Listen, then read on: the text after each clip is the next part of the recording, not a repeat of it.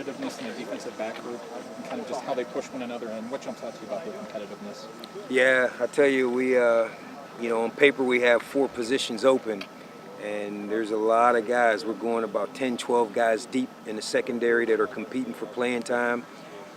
At the corner position, obviously we got John Reed is back from injury.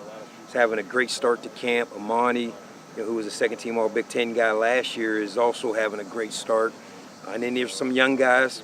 Tariq Castro-Fields is doing really well. Donovan Johnson, Z-Mac McPherson. And then at the safety spot, Nick Scott's having a tremendous few days of camp. His leadership shows. He's a returning captain from special teams, and he's a guy that's getting us all lined up, and he's doing a great job of communicating. And in that other spot, there's some other young guys again. Lamont Wade is one of the guys that's competing pretty well. Aaron Monroe is having a good start to camp, so it'll be interesting to see. Obviously Garrett Taylor's in there as well. But it'll be interesting to see as we get more physical in practice to see which of those guys start to separate themselves. We talk a lot about that 11th defender on defense. That guy is either a linebacker, a safety, a corner. What is it about your secondary group? It seems like there's a mix of people who can play either safety or corner, slot or inside or outside. What can you do, and what do you see as what you can do with that? Well, the beauty of it is we recruit better athletes that can interchange their position, and it helps with matchups. When we're playing man, we want to get the best matchup, so our best cover guys got to find the best receivers, and it allows us to do that with our safeties, whether they're playing the nickel, they're playing the dime, or playing the true safety positions, or playing the corner, boundary corner, or field corner. So it allows us to be interchangeable with those based on personnel that we're going against. Can you, Terry, compare where the secondary is now to when you guys got here and had to play Marcus Allen, Grant Haley, Christian Campbell? Really, you were forced to play them at that point, weren't you? And how much different is it now? We were forced to play them guys, but they were pretty good. Yeah. If they were coming in the door right now, they'd have opportunities to play right now. But, I think our depth is a lot deeper, especially at the corner. I really feel like I have 5 or 6 guys that could go in the game and play and be a quality guy that plays out there. And then at the safety position, we got some young guys that, the next man up mentality, and it's those guys' time to shine. And I just think we're a lot deeper. The athleticism, we're probably a little more athletic.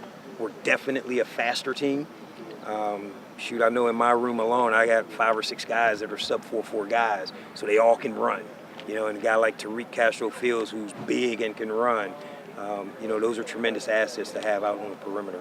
Do you want John messing at all, John Reed, with returning punts again, knowing how vital he is to what you guys do on defense? Because he does a lot of different things, doesn't he? Yeah, for me personally, for John, he wants to return punts. Obviously, we have DeAndre back there that was, had a big-time year last year.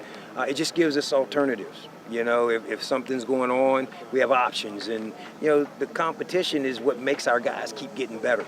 DeAndre knows that John Reed is there. So now DeAndre's got to focus a little more and bring a little bit more to his game and step his game up. So it just allows us to continue to make these guys better.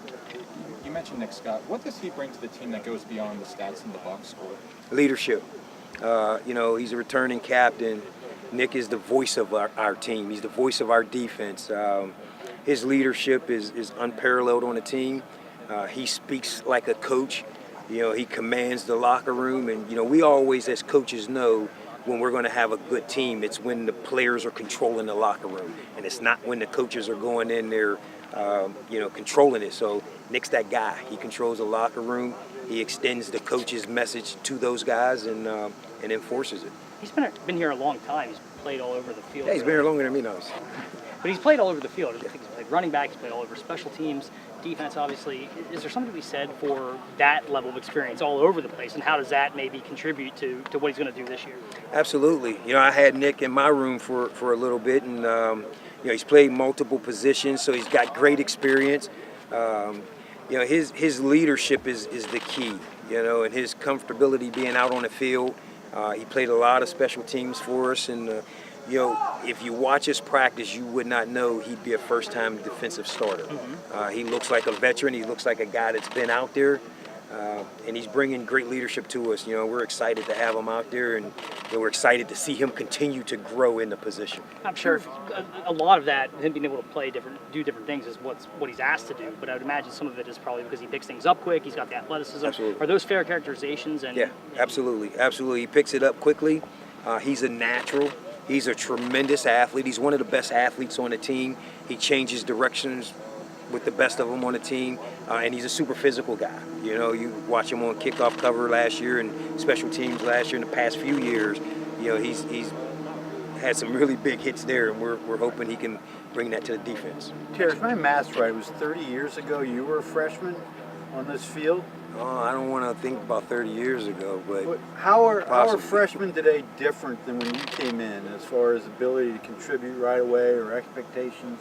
What are the differences? Well, with social media and with the training today, it's completely different. Just like an example of back in the day when we came into camp and got in shape at camp. Nowadays, they're coming in, they're ready to go, full go, conditioning. So the mentality's different. We didn't come in summer to come to summer school. Now they come for the full summer to come to summer school and train and those things. Their mentality's different. You get a guy like a Michael Parsons just walking in the door, mentally in his mind, he's ready to go. When I came in, I knew I wasn't ready to go, and most of us weren't ready to go. It's as simple. My senior year in '91, that was the year all those freshmen that were future first-round picks, they weren't ready to go. But yet they were first-round picks. So, hopefully we're getting back to that type of depth in our roster where a freshman isn't forced out there like we have been in the last few years, but it creates tremendous depth for us. Coach, as the defensive recruiting coordinators, you get a little bit of a breather here on the recruiting front, at least travel-wise, with the dead period during camp. How would you assess how you guys have done so far, and just your general thoughts on how things have played out to this point? Yeah, the break is the dead period. They can't come up here, but we're still recruiting every day. Just like this week, we got some guys that came on board with the family. We're recruiting really well. We got a high hit rate. We got guys that work really hard at it, and that starts at the top with Coach Franklin. He emphasizes getting the right players that fit, not necessarily the best players, and that's what we work tremendously on to just find the perfect fits for Penn State. Guys that fit the culture here, guys that are, once they're done playing ball, we're proud of those guys as young men and what they aspire to be as they continue their lives. What sort of reaction are you getting when you're going out to some of these further states like Texas and Florida, compared again to when you first kind of got here? Because I think you've kind of reestablished some more pipelines. Yeah, we're very recognizable nationally. We go in from coast to coast, and you get treated as if you're the national champion. When we first got here, we were oftentimes, you go down south, the SEC guys walk in, they go to those guys first, and it was what it was, and we had to earn our stripes, and we've earned our stripes. Now we got to continue to earn our stripes, and the beauty of this sport, it's what have you done for me lately?